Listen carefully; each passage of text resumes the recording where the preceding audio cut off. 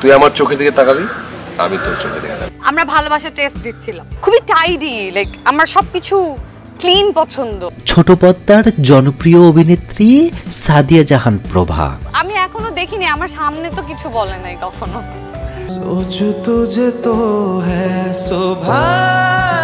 দীর্ঘ একটি বিরতি নিয়ে আবারও ফিরছেন ক্যামেরার সামনে। বর্তমানে নাটকের কাজে মনোবেশ তার। আমি এরকম একটা পার্সোনালিটির মানুষ যে good morning and good night দেয়ার মানুষ।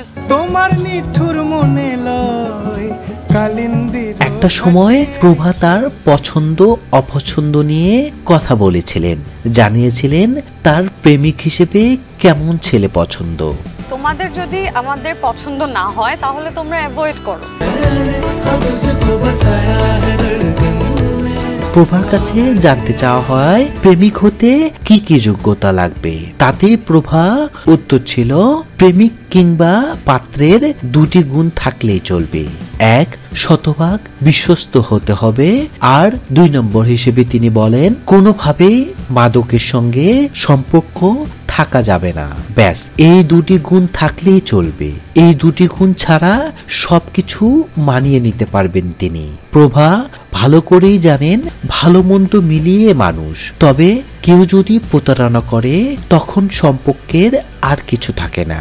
আপত্তিজনক কথা বা ওয়ার্ড ওরা ইউজ করে। 2005 সালে মডেলিং এর মাধ্যমে ক্যারিয়ার শুরু করেন প্রভা।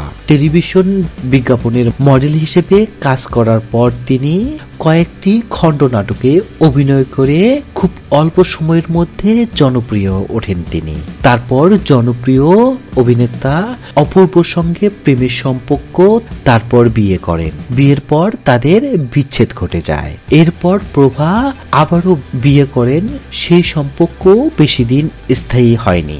আমি জল ভরিবার ছল করিয়া দেখব না।